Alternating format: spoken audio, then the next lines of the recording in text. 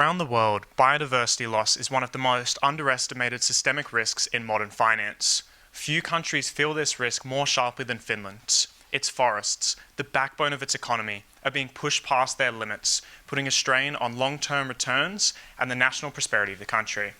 We're Green and Gold Capital, and our proposal shows how Finland's sovereign wealth fund can turn that risk into opportunity. Our proposal for the Borealis Wealth Fund shows that we can create strong long-term returns by supporting the natural assets that underpin Finland's economy. We do this through 3 steps. First, providing a metric to measure biodiversity impact. Second, by embedding that metric into our investment decisions. And third, by phasing asset allocation in line with Finland's net 2035 climate and nature goals. Finland's forests and peatland are central to both the nation's identity and economy. Over 75% of the nation is covered by trees, with the forestry industry supporting $12 billion in exports and is 4% of GDP. Today, however, overharvesting, drained peatland and monoculture undermine this advantage.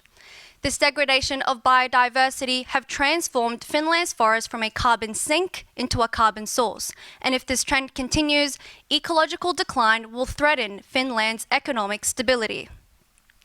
The Borealis Wealth Fund was designed to channel forestry revenues into sustainable industry practices.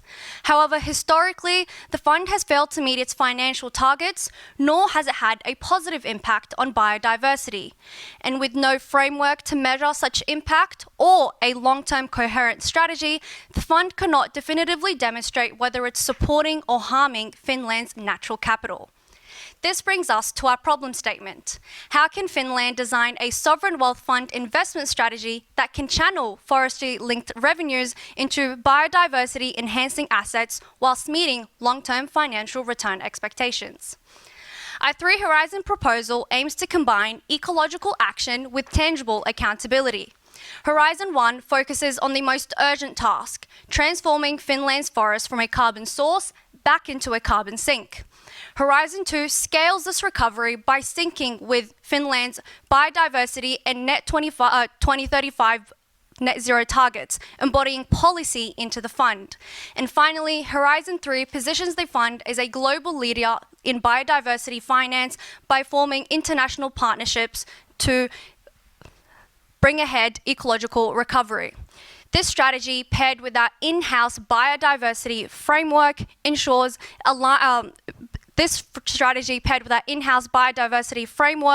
quantifying afforestation efforts will allow us to benchmark our investments' ecological impact over time. By creating a means to measure biodiversity impact, the Borealis Wealth Fund will transform from being a passive investor in nature to an active architect. BWF cannot track what it doesn't measure, making biodiversity quantification vital to fulfilling the fund's mission. Our framework attempts to solve this gap, implementing afforestation metrics directly into the fund's investment process. Our framework provides a clear, measurable score for tracking biodiversity output, ensuring all investments remain accountable in restoring ecosystems. In the first pillar, we measure afforestation progress through the Root Index, our cumulative metric for ecosystem and species recovery. It quantifies biodiversity restoration, habitat improvement, and the reduction in species extinction risk, translating BWF's investments into measurable ecological outcomes. Where direct biodiversity impact is outside the investment's core scope, such as innovation equities, we assess the share of revenue linked to nature-positive outcomes. Together, these measurements ensure forestry investments restore and contribute to Finland's climate and nature goals.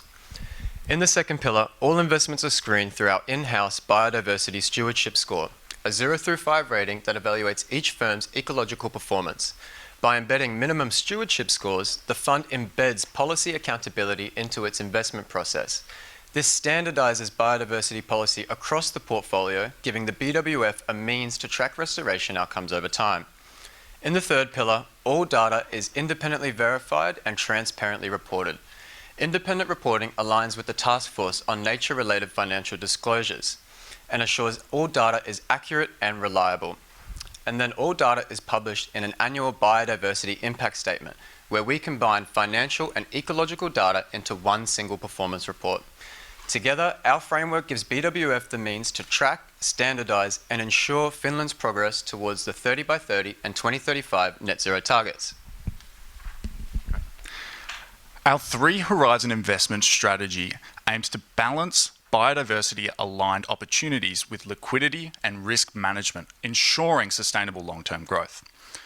Over the first 3 years, we aim to address key risks within the current portfolio, with an overexposure of Finnish assets and an overexposure as well of forestry equities not providing the desired biodiversity output.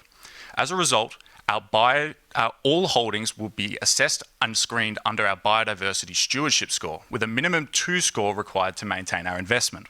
Holdings not achieving this target will be divested into global ESG screened assets, ensuring a foundation for a portfolio that supports biodiversity policy.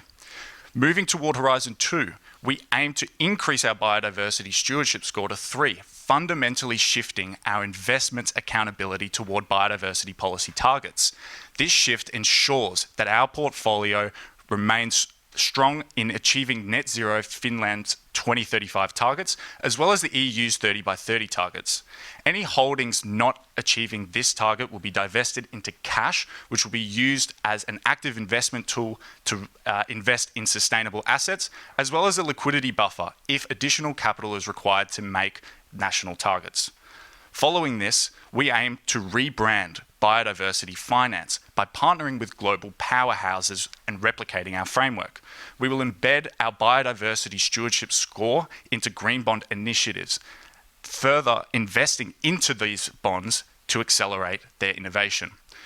On top of this, we will innovate and invest into bioinnovation hubs, which will ensure that the industry as a whole evolves to new sustainable practices. Our approach is simple and scalable. Enforce national biodiversity targets, support sustainable investments, and cultivate global impact, ensuring our global impact on meeting net zero targets head on. Looking at our stress testing, 99.9% of our Monte Carlo simulations achieved our 6.5% annual return expectations, and on a risk-adjusted basis, we outperformed the OMX Helsinki Index. Looking into our forecast portfolio resilience, even through our forestry industry assumptions on a pessimistic case, we still outperform our expectations by over 3%. This shows our portfolio's collective resilience and capacity to deliver sustainable long-term growth, ensuring biodiversity enhancing assets are being created. We focus on 2 key risks for the fund: making sure nature actually recovers and managing a smooth transition. First, our ecological and measurement risk. If we can't actually make a positive impact on nature, or we can't prove that we're having one, we risk losing both credibility and support for the fund.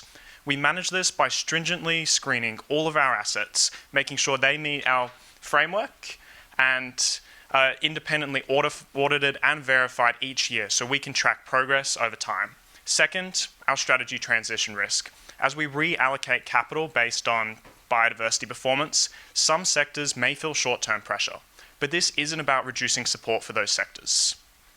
Over time, relative exposure increases for all of these assets, just with a focus towards higher stewardship operators and innovation. Our phased asset allocation approach and liquidity buffer ensure a smooth, stable, and economically sound transition. Forests built Finland's prosperity. Now finance can restore their forests. Our strategy delivers on the key objectives of the Borealis Wealth Fund. It meets and exceeds return targets needed to sustain the fund. It restores the forestry industry through regeneration and innovation, and it embeds ecological metrics and strategy transition metrics into our investment decisions. But most importantly, it positions Finland as a global leader in biodiversity, because the next era of performance won't come from extracting value from nature, but from creating value with it. Thank you.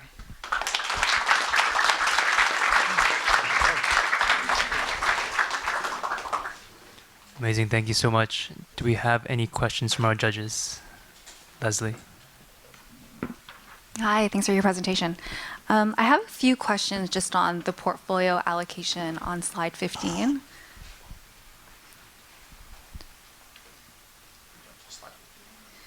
Yeah, so a few things, and sorry if I missed it, but what do you mean by innovation equities? So bioinnovation equities is key in Finland's economy in terms of evolving the sustainable practices in the forestry industry. There are a few very key players that are evolving this, and we as a sovereign wealth fund want to support them in evolving the industry. Are these public equities? Public and private. Okay. And then on the geographic region exposure, could you just walk through your selection of China and Japan as specific country exposures? Of course. So if you could go to the appendix on our allocation table, Horizon 1, slide 52, to run you through our thinking behind this diversification geographically. We've focused on China in particular as they are a key exporter in the forestry industry. And so we know that our shift in forestry yields will mean there could be potential backlash. And so that is why, on a geographic scale, we want to reduce that risk by investing back into the country and saying, hey, we want to support sustainable practices and we want you to be a part of this. Okay, thanks. And then last one for me.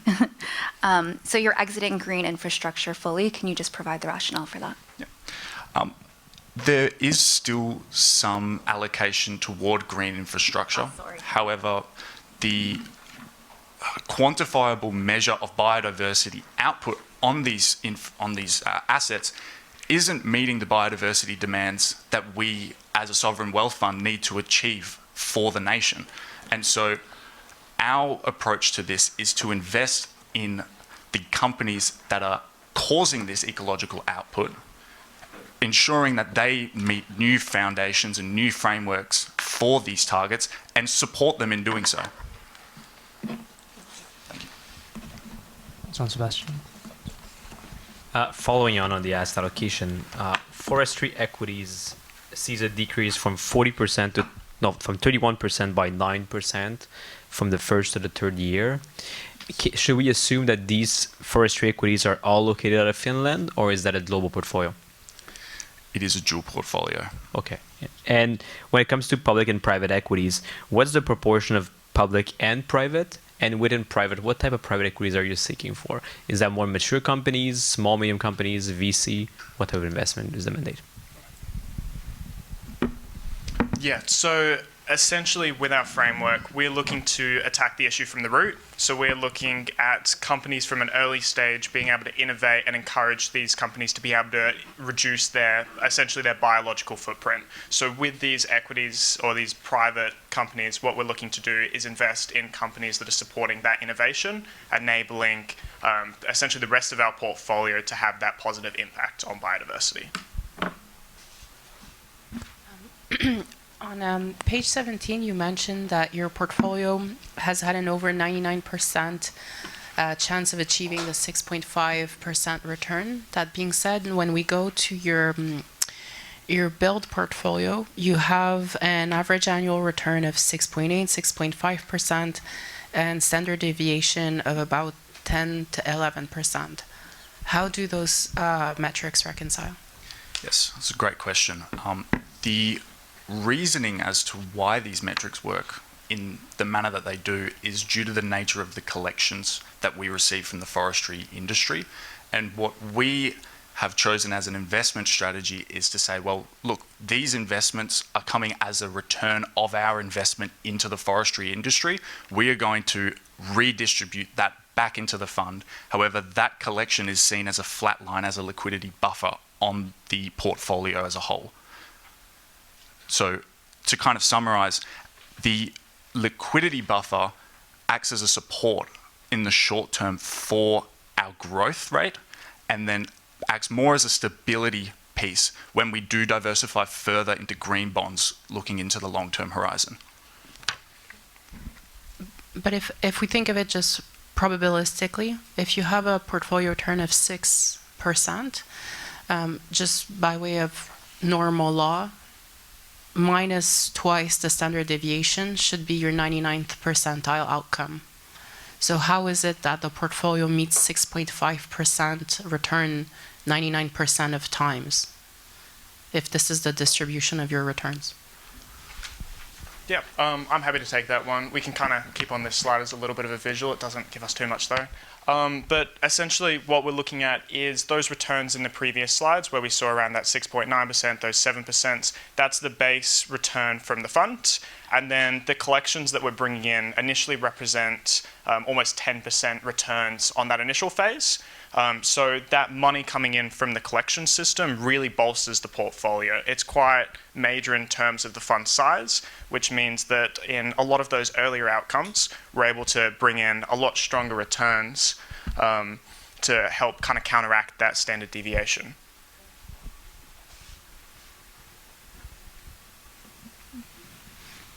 Maybe to go back to the asset allocation with the public-private equities, like it seems like it's fairly targeted. Like how deep are the markets that you're looking to target here? As in like this is Finnish, right? If I'm not mistaken, it's all Finnish public and privates, right?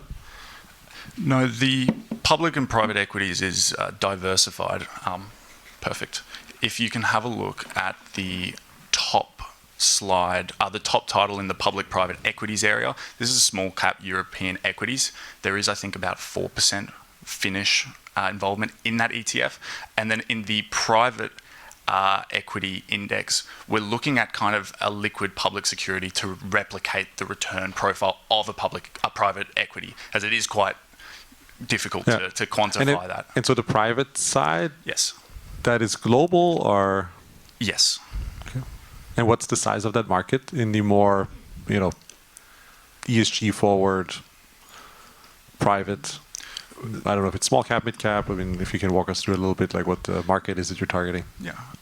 The market that we're targeting isn't necessarily small, mid, large cap. It's, are they meeting our biodiversity stewardship score?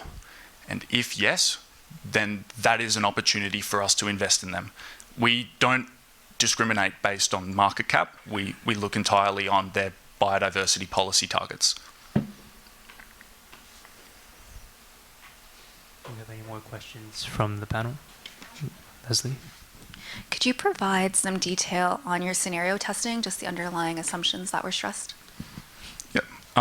Could we please go to the forecast portfolio results, slide 55? Yeah. So the manner in which we try to quantify how shifts in the forestry industry are going to affect our sensitivities on our portfolio returns was by creating pessimistic base and optimistic cases based on our assumptions on how we think the forestry industry will change over time. From this, we've created a multiple that addresses the change in standard deviation of our equities. And so we've mapped essentially how our equities would track depending on how volatile the change in forestry industry growth rates would affect them. And so we can see here, even with a 25x multiple on our pessimistic case, we're still meeting our 6.5% average return expectation. Sorry, just a follow-up question. Yep. How did you come up with the sensitivity multiplier? This sensitivity multiplier was based on the precedent that a change in the market volatility would have a change in the standard deviation of the return of the stock. And so we've addressed the avenues of that volatility by providing a sensitivity table. Thank you. Thanks.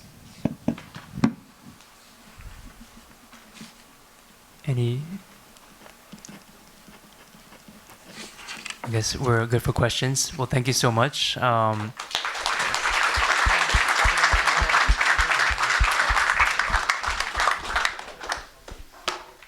Well, this concludes our final presentations for the final rounds.